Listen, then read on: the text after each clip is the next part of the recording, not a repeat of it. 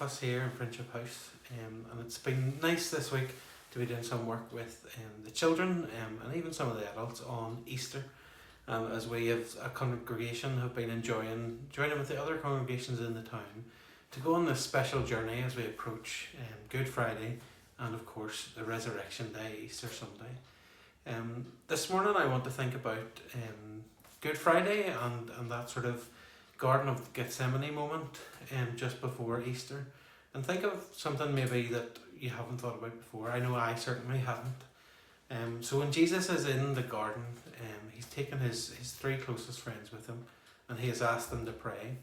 And we see what I think is a very tender and precious moment for Jesus, and we see his real humanity coming through. On Sunday we'll be thinking about his divinity and how by defeating death he proves that he truly is fully God.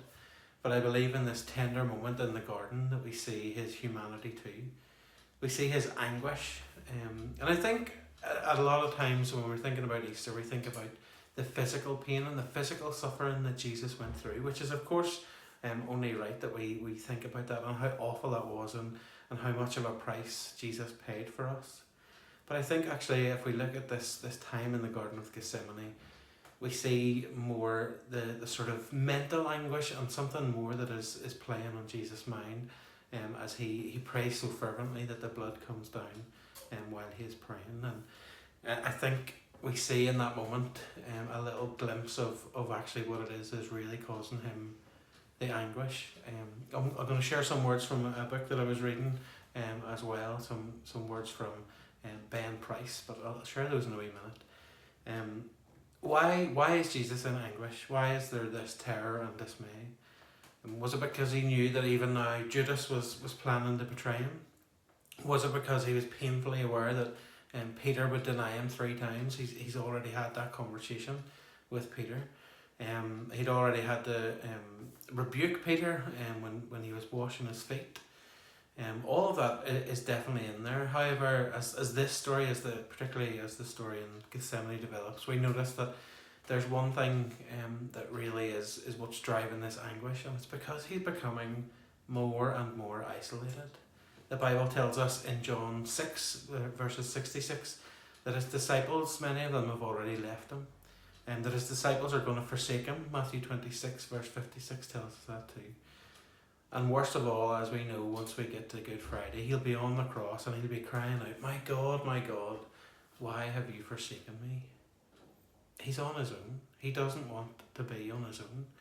We as humans don't like being on our own. And he, as the fully God and fully man, doesn't want to be on his own. And that's what's facing him. He is about to be the most isolated anyone can be.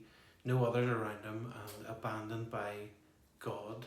He himself has always been with God. He is God, and yet he is about to face some time away from God. The words that I want to share from Ben Price are this. It was alone the Saviour prayed in dark Gethsemane. Alone he drained the bitter cup and suffered there for me.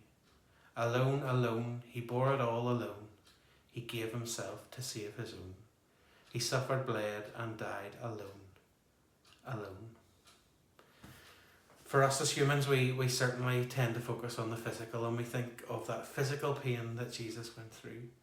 But this week, as we approach Easter and as we are very close to Good Friday, I want to think about that anguish that Jesus felt that was, I believe, predominantly from knowing that he's about to be separated from his Father.